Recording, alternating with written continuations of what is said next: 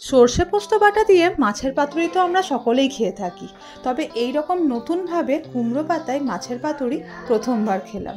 একদমই ঠিক শুনছেন, আপনারাও মনে হয় এর আগে এরকমভাবে মাছের পাতুরি কখনোই খাননি। নমস্কার সকলকে, আমি অর্চিতা। অর্চিমিত রেসিপি মার চ্যানেলে আপনাদের সকলকে স্বাগত জানাই নতুন আরেকটা রেসিপির সাথে। তো আমার মা এই রেসিপিটা কালকে বানিয়েছিল, আমিও প্রথমবার শিখলাম, ভাবলাম আপনাদের সাথেও শেয়ার করি রেসিপিটা ঠিক কতটা সোজা। চলুন দেখে নেওয়া যাক রেসিপিটা। প্রথমে একটা কড়াই নিয়ে কড়াইতে মোটামুটি 3 থেকে 4 টেবিল চামচ পরিমাণে সর্ষের তেল দিয়ে দিলাম। তেলটা ভালোভাবে গরম হয়ে যাওয়ার পরে এরকম ডুমো ডুমো করে কেটে রাখা পেঁয়াজগুলো কড়াইয়ের মধ্যে দিয়ে দিতে হবে। পেঁয়াজগুলো কিন্তু খুব বেশি ছোট ছোট করে কাটার প্রয়োজন নয়, কারণ এখানে পেঁয়াজগুলোকে 1 থেকে 1.5 মিনিট লো টু মিডিয়াম ফ্লেমে ভালোভাবে ভেজে নিতে হবে। তো এরপরে দিয়ে দিলাম কিছুটা পরিমাণে রসুন। রসুনটা কিন্তু এই রেসিপিটায় একটু বেশি পরিমাণেই থাকবে, তাহলে টেস্টটা খুব সুন্দর আসে।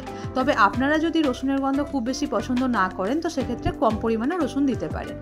তো রসুন আর পেঁয়াজটা ভেজে নেওয়ার পরে দিয়ে দেব 5 থেকে 6টা এরকম শুকনো লঙ্কা।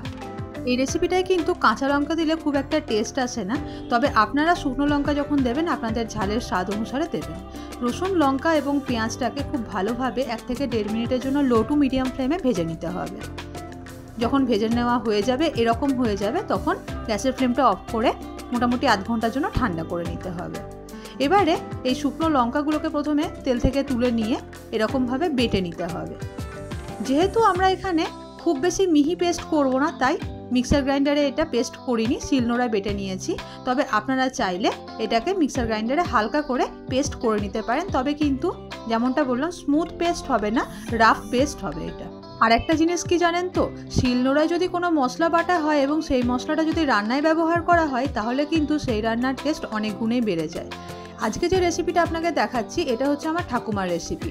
আমার ঠাকুমা আমার মাকে শিখিয়েছিল এবং আমার মা আজকে আমাকে শেখাচ্ছে, এবং আমিও আপনাদের সাথে রেসিপিটা ভাগ করে নিলাম। মশলাটা রাফলি পেস্ট করা হয়ে গেলে একটা প্লেটের মধ্যে তুলে নিলাম এবং দিয়ে দিলাম মশলার মধ্যে 1/2 চা চামচ পরিমাণে হলুদ গুঁড়ো এবং স্বাদ অনুসারে নুন। এরপরে নুন আর হলুদটাকে মশলার মধ্যে খুব ভালোভাবে মিশিয়ে নেওয়ার পরে ওই যে পেঁয়াজটা ভেজেছিলাম কড়াইতে, যে তেলটাতে যেটুকু তেল এক্সট্রা ছিল সেই তেলটা এবার দিয়ে দেব এই মশলার মধ্যে। এই যে তেলটা দিলাম, এই তেলটাতে যেহেতু পেঁয়াজ, রসুন এবং লঙ্কাটা ভাজা হয়েছিল, ওগুলোর ফ্লেভারটা কিন্তু ছিল, তাই যখন এই তেলটা দেব মশলাটার টেস্টটা কিন্তু অনেক গুণে বেড়ে যাবে।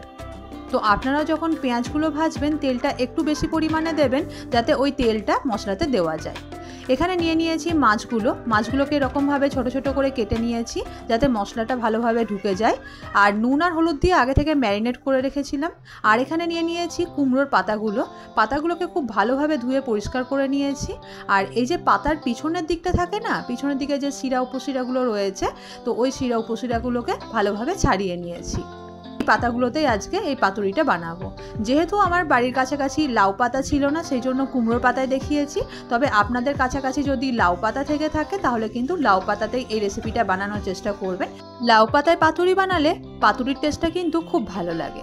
তো এবার পাতাগুলোকে একটা থালার মধ্যে নিয়ে পাতাগুলোর ওপরে মশলা দিয়ে দিলাম প্রথমে, তারপরে ওই আগে থেকে ম্যারিনেট করে রাখা মাছটা দিয়ে মাছের ওপরেও কিছুটা মশলা দিয়ে দিলাম। এবারে পাতাগুলোকে সাইড থেকে এরকমভাবে মুড়ে নেব।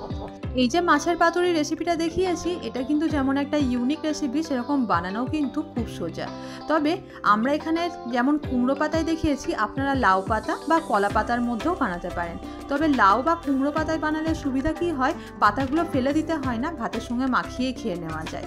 আর যদি কলা পাতা দেওয়া হয় তো সেক্ষেত্রে কলা পাতাটা ফেলে দিতে হয়। তো এই একই রকমভাবে আমি আরও দুটো বানিয়ে নেব। তো আপনাদেরকে প্রসেসটা দেখিয়ে দিচ্ছি। পাতাটা কিন্তু আপনারা দুরকমভাবে মুড়তে পারেন, এর আগে যেভাবে দেখালাম সেভাবে, বা এখন যেরকমভাবে দেখাচ্ছি সেভাবেও আপনারা পাতাটা মুড়ে নিতে পারেন। আপনারা যেরকম সুবিধা হবে সেরকমভাবে পাতাগুলোকে দিয়ে এরকমভাবে মুড়ে নিতে পারেন। ব্যাস, তাহলে আমাদের পাতুরির জন্য কিন্তু মাছগুলো তৈরি হয়ে গিয়েছে। এবারে একটা কড়াই নিয়ে নেব। কড়াই দিয়ে দিলাম 2 থেকে 3 টেবিল চামচ পরিমাণে সর্ষের তেল। এবার তেলটা ভালোভাবে গরম হয়ে গেলে ওই আগে থেকে তৈরি করে রাখা মাছের পাতুরিগুলো সেগুলোকে দিয়ে দেবো কড়াইয়ের মধ্যে এবং লো ফ্লেমে ঢাকা দিয়ে মাছগুলোকে একটা সাইড 5 মিনিটের জন্য সিদ্ধ হতে দেবো। 5 মিনিট পরে ঢাকাটা খুলে নিলাম। দেখুন শাক থেকে কি সুন্দর জল বেরিয়ে এসছে। এই জলেই কিন্তু শাকটা এবং মাছটা সিদ্ধ হবে। তো একটা সাইড হয়ে গেছে সেটাকে এরকমভাবে উল্টিয়ে দিলাম এবং অপর সাইডটাকেও আরও 5 থেকে 7 মিনিটের জন্য লো টু মিডিয়াম ফ্লেমে ঢাকা দিয়ে সিদ্ধ করে নেব। এটা কিন্তু একদিক থেকে যেমন সিদ্ধ হচ্ছে সেরকম আরেকদিক থেকে ভাজাও হচ্ছে, কারণ তেল দিয়েছিলাম, তো তেলে যেমন ভাজাও হচ্ছে, কুমড়োর শাক থেকে যে জলটা বেরিয়েছে সেই জলের মধ্যে সিদ্ধও হচ্ছে। কিন্তু আমাকে এখানে আলাদা করে কোনো জল দেওয়ার প্রয়োজন হচ্ছে না। এই রেসিপিটা কিন্তু আপনারা একবার বাড়িতে বানিয়ে দেখতে পারেন। তো 5 মিনিট হয়ে গিয়েছে, দুটো সাইডই খুব সুন্দরভাবে দেখুন ভাজা হয়ে গিয়েছে। মাছগুলোকে তুলে নিলাম এবং একটা প্লেটের মধ্যে সার্ভ করে আপনাদেরকে দেখাচ্ছি। এই যে মাছগুলো আপনাদেরকে দেখালাম এটা কিন্তু আমাদের পুকুরের মাছ ছিল, তবে আপনারা কিন্তু যে কোনো ধরনের কাঁটা কমওয়ালা মাছ দিয়ে এই রেসিপিটা বানাতে পারেন, খেতে কিন্তু খুব সুন্দর লাগবে। দেখুন পাতা খুলে আপনাদেরকে দেখিয়ে দিচ্ছি কি সুন্দর দেখতে লাগছে, তাই না? ওপর থেকে মশলাগুলোও রয়েছে।